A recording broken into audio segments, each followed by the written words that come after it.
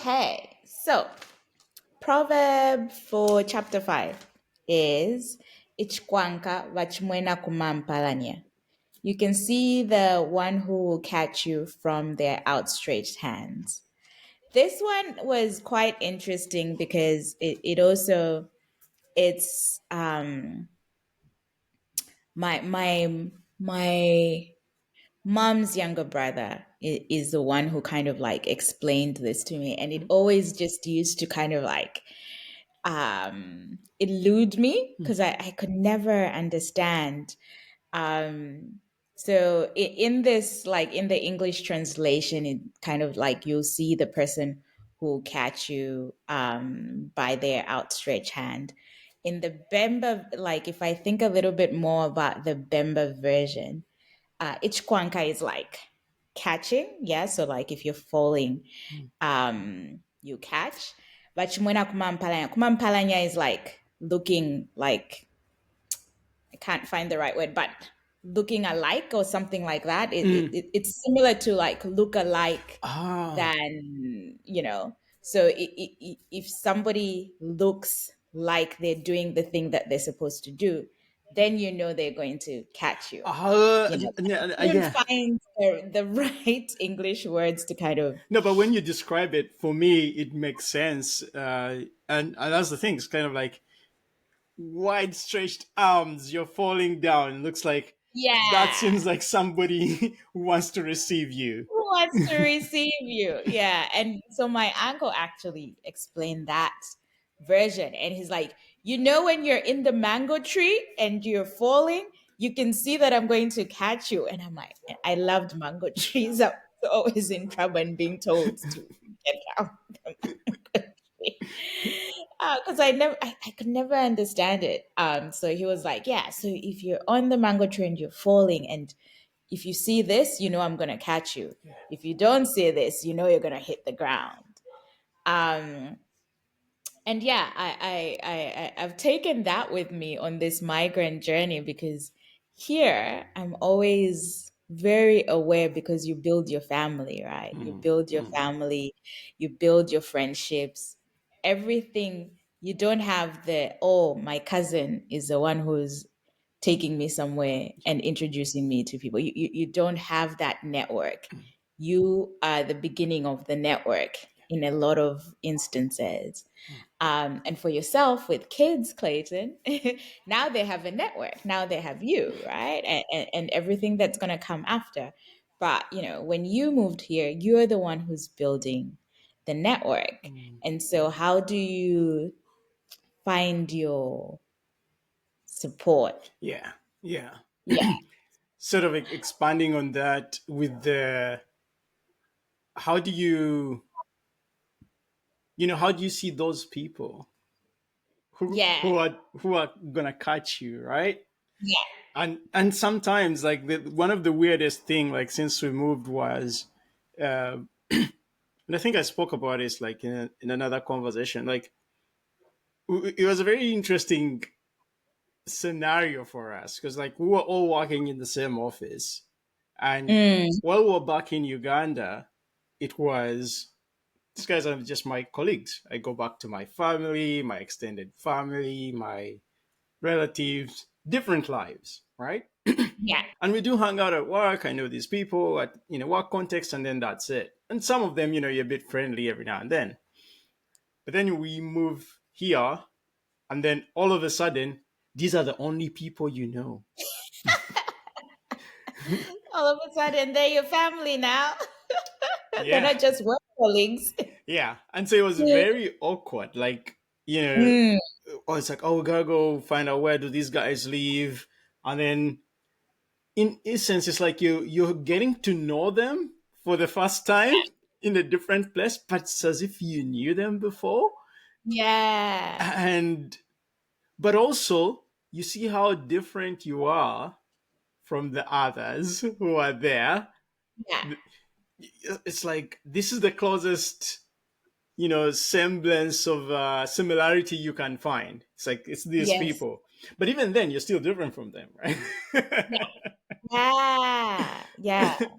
Yeah, so it was a bit bizarre in that way, and like I remember for like the first couple years, uh, one of the things we were working on was like, now that I think I can find a word for it. It's like we were networking. We were networking with other families and trying to kind of like build a whole new network, like a whole new Mhm. tribe in a sense. Yeah. And you try some relationships, and then you later find it's like, oh, maybe not these guys. It doesn't work. Yeah, this doesn't work, right? Then you go with this guy's like, oh yeah, this guy's yeah, I think I think we resonate. I think I get the way they do life. I think they seem to be like they get us. We could get along, and then you get along for a Yeah. bit, then something happens, and you feel like, ooh, okay, so how do we go forward from here? Right?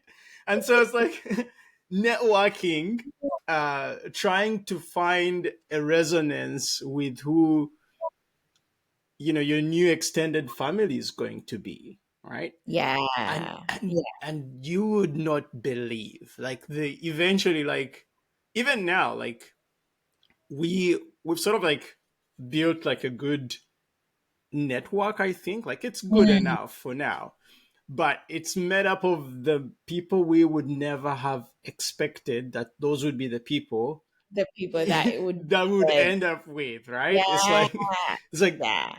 very, very different ethnic origins, very different skin colors, very different age groups, but in essence it's like, but we all have the same spirit. It's kind of like we resonate like at a spiritual level. It's like when we're with these people, it's like we click. We go like, oh no, they get us, we get They get them. it. And Yeah. when you come find us hanging out with these people, it's like it wouldn't be so different with how we would be with our relatives back home. It would kind of like be the Yeah. same kind of vibe going on. And he was like, I remember someone came to our house, like we had like I think a birthday party, and it was really a big mix of people. There's a British family, there's a South African family, there's a Thai family, and there's some Aussie families, and we're all there, Yeah. and we're all like, it's like everybody lived here, like everybody's walking around, everybody's going in the kitchen, taking stuff out. There's Yanan as well. It's like there's a whole mix of people. It's very multicultural. And somebody asks, like, Clayton, how do you get all these people like behaving as if they know each other, like they're all together and the same? I'm like, I did nothing. I did nothing. I did nothing. This is all them. This Yeah, is all us. Yeah. yeah, they're Yeah. just doing what they would normally do. And but once they mentioned that, like it really stood out, because then I started to see that. I was like, oh wow, they're very different, but we're all behaving like we're all very much the same.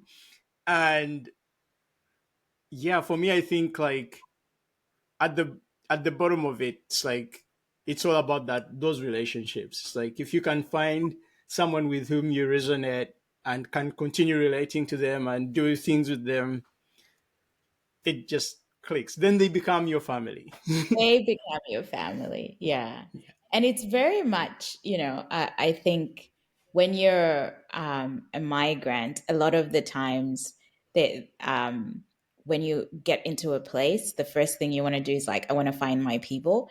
And maybe I want to find my tribes people. I want to find the Zambians in my, in my area. And then once I get in the Zambians, I feel good. And then, you know, but you also quickly learn the fact of like just because we're both Zambians doesn't mean we're ever going to get along, Yeah. because we might be actually different people. We have different values, we have different principles, and I'm actually going to get along with somebody else from a different culture so much more because our values, our principles, how we live our life Mm. is actually the same, Yeah. Yeah. right? Like, and for me, I think about, we do a lot. We focus on our difference for all societal types of things.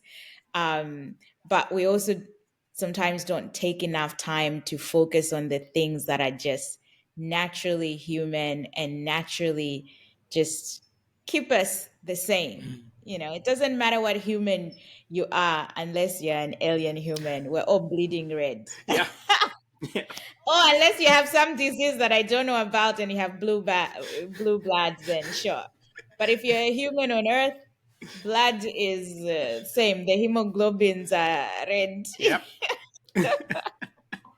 The fundamentals of how we're made as people is the same, and sometimes we forget that because we get um, the perspectives of race and color and all of these things, which they're important and they have their space, but they actually take away from forming your tribe. Mm, And for me, whoever is going to support you is the person that you'd also give your life to. yeah.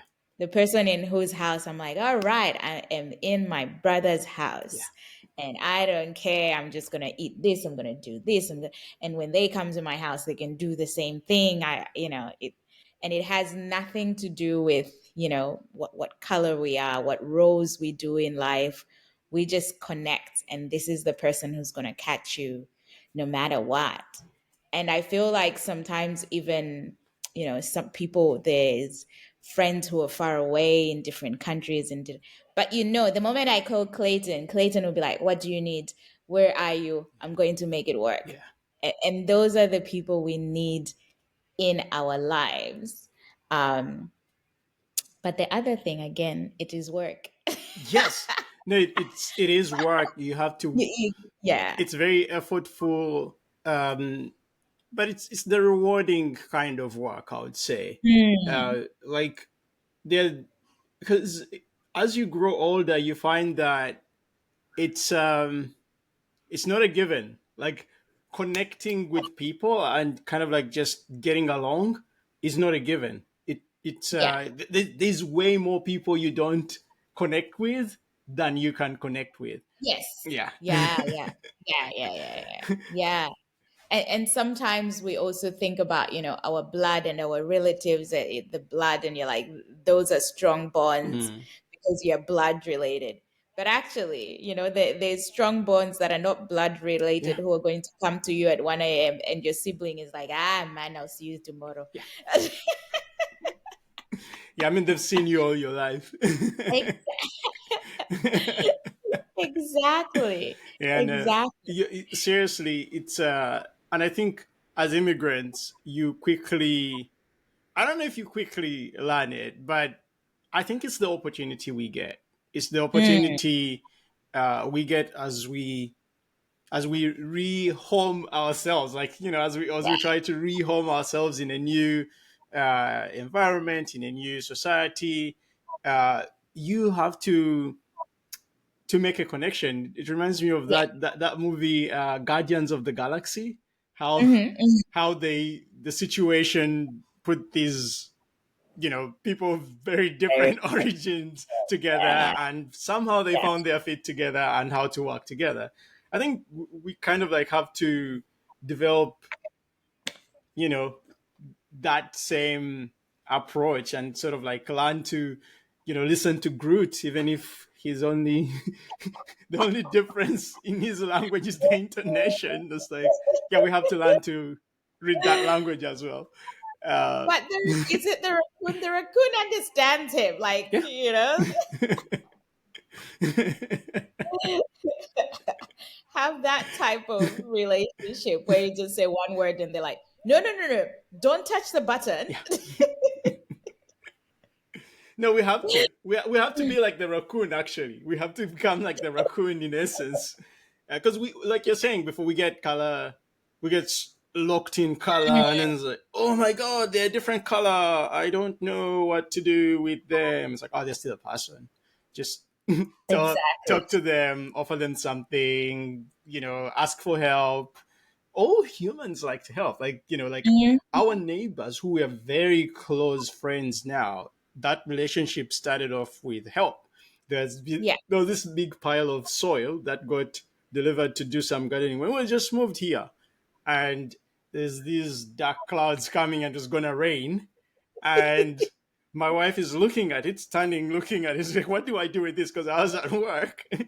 And the neighbor comes like, you look like you need help. And she goes, yes, I definitely need help.